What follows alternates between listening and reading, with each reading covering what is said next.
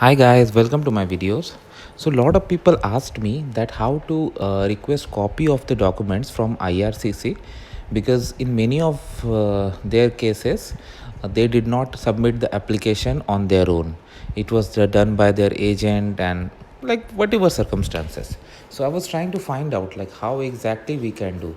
So I found an option, but I'm not sure if this really works 100% or not, or if it's gonna give you the information in the format you really want or not. But there is an option.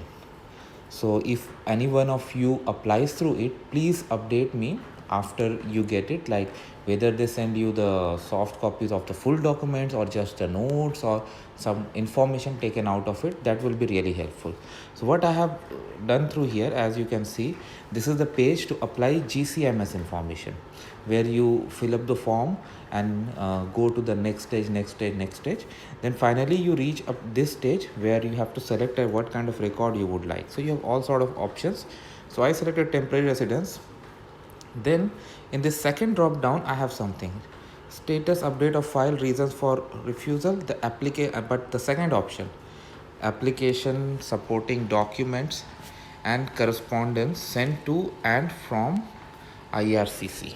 So this is an option that says it all, like application supporting documents and correspondence sent to and from IRCC. So if any agent or anybody else has applied on your behalf, what documents they have sent, that should be captured in the notes that you receive through this option.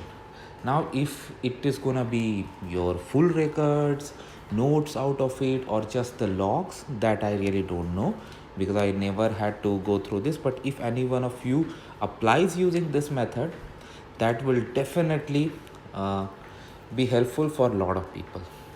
So if any of you is gonna go through this, please let me know, and that will help others as well.